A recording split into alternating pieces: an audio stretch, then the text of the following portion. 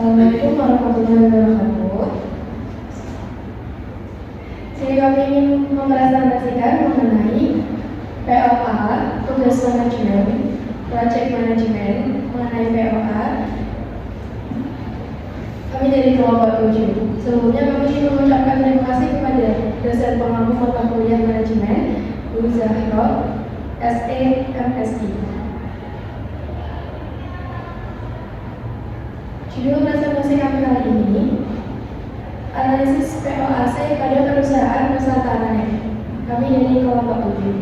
Sebelumnya perkenalkan, nama saya Jian dari Fakultas Sadia dengan NIM 0112085241. Perkenalkan, nama saya Naila Auliatrisa NIM 0112082801. Perkenalkan, nama saya Puarni Nandini, NPM 01240841. Perkenalkan, nama saya Saskia Cincharani, NPM 0124082601. Perkenalkan, nama saya Manualan, NPM saya 0124083021. Baik, berikut saya akan membacakan daftar isi dalam presentasi kami.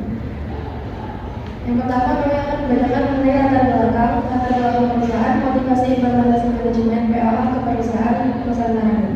Yang kedua, kita ada planning, analisis SWOT, analisis SO, WO, ST, dan BT. Untuk yang ketiga, kita ada organisasi, yaitu memuat struktur organisasi, pembagian pekerjaan, tingkatan jabatan dalam usaha, hierarki, mekanisme koordinasi. Dan keempat, ada equity atau cara memotivasi bawahan dan gaya kepemimpinan owner. Yang pertama yaitu latar belakang. Latar belakang perusahaan Nusantara Net adalah perusahaan yang awalnya fokus pada pemasangan bola, lalu berkembang menjadi penyedia layanan pemasangan CCTV, Wi-Fi, dan peralatan kelistrikan lainnya. Berdiri sejak tahun 2008, Nusantara Net telah beroperasi selama 16 tahun dan terus melayani pasar hingga sekarang. Namun, Nusantara Net diambil dari ide katakan berdiri yang terinspirasi dari kata Nusantara. Oleh karena itu, perusahaan diberi nama sesuai dengan identitas tersebut. Selanjutnya ada visi dan misi dari perusahaan tersebut.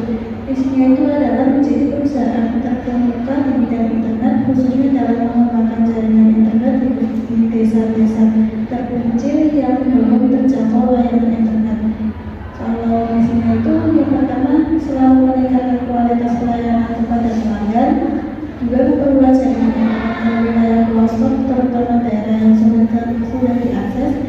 Ketiga, mengatasi dan memberantas pemasangan Wi-Fi ilegal yang merugikan masyarakat dan industri.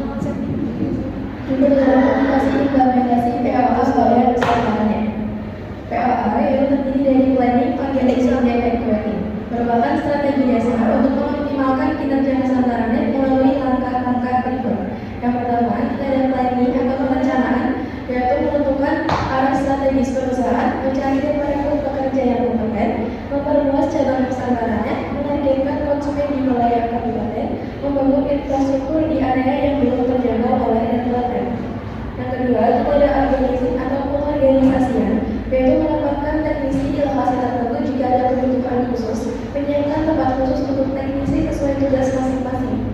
Yang ketiga, ada upgrading atau pelaksanaan. Atasan memotivasi pekerja untuk bekerja lebih giat dengan memberi insentif seperti bonus dan pergi jalan-jalan.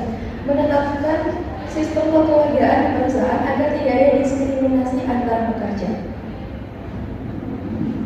Kemudian yang kedua adalah satu, strength atau kekuatan, memberikan pelayanan yang kompetitif dan tidak kalah dengan lainnya. Yang kedua ada berani bersaing dengan harga online, tiga menyediakan garansi dan hiburan.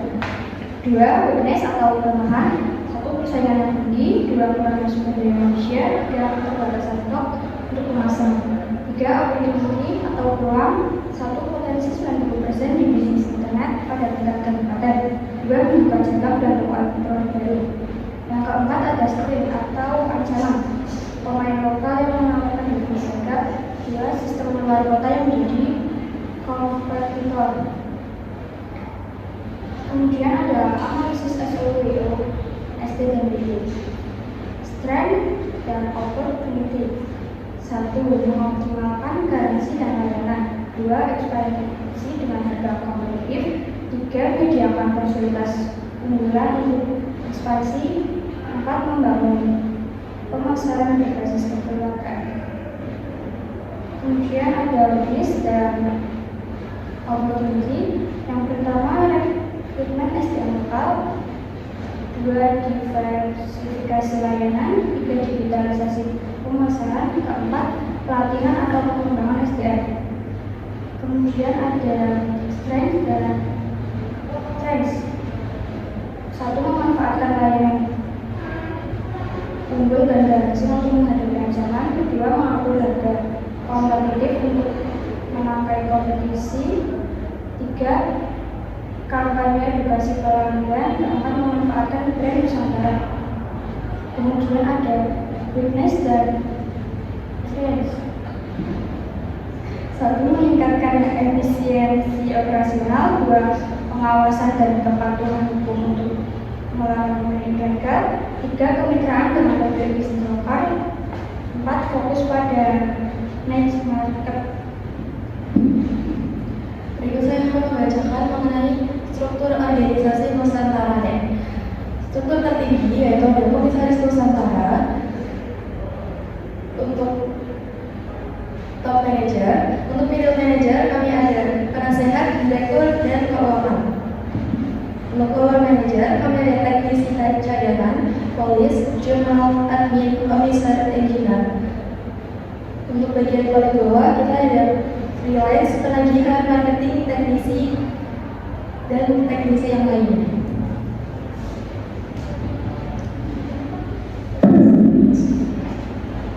Lalu di bagian kerja, Komisaris Nusantara bertanggung jawab atas pengawasan dan memberikan arah strategis kepada perusahaan. Terus ada penghasilan, memberikan masukan dan saran kepada direktur. Untuk direktur memimpin perusahaan, mengolah semua aktivitas dan mengambil keputusan strategis. Keuangan bertanggung jawab atas pengelolaan keuangan perusahaan. Admin mengelola administrasi umum. Official mengatur dan memastikan kelancaran operasi teknis. Engineer mengelola aspek teknis terkait peralatan dan jaringan. Teknisi melakukan instalasi perbaikan dan pemeliharaan teknis. Juga mengurus laporan dan catatan operasional. Marketing mengolah promosi dan pemasaran. Polis petugas dan aspek penagihan. Teknisi cadangan, teknisi mendukung dengan bantuan freelance. Lalu pengelompokan pekerjaan atau inventarisasi. Keuangan mengelola laporan keuangan dan pembayaran. Administrasi mengelola komunikasi dan catatan internal perusahaan. Operasional teknis mengurus instalasi peralatan dan perbaikan jaringan. Pemasaran fokus pada strategi pemasaran dan pengembangan pasar. Pengajian mengelola bayaran dan pelanggan terkait keuangan.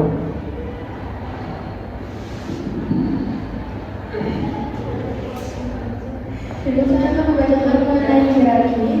Hierarki yaitu siapa lapor kasih. Untuk Komisaris Nusantara, semua jabatan bisa melapor kepada Komisaris Nusantara. Contohnya seperti direktur, penasihat, dan keuangan.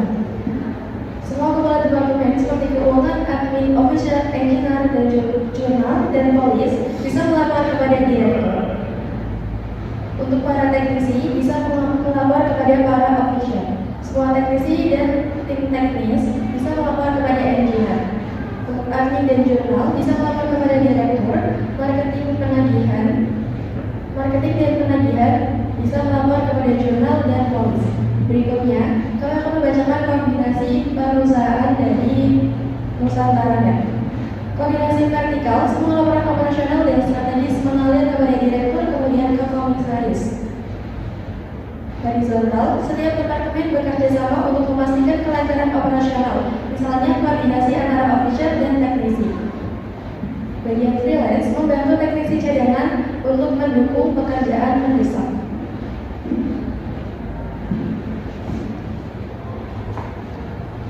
Yang selanjutnya ada activity, yaitu satu, cara motivasi bawahan. Owner menciptakan sistem kerja berbasis kekeluargaan agar pekerja termotivasi. Nomor dua, owner turun langsung ke lapangan untuk membantu tim mencapai target, memberikan reward seperti bonus umroh untuk pekerja yang berprestasi. Yang ketiga, memberikan fasilitas seperti jaminan kendaraan, bensin, dan uang dan makan untuk mendukung pekerja. Selanjutnya ada gaya kepemimpinan owner.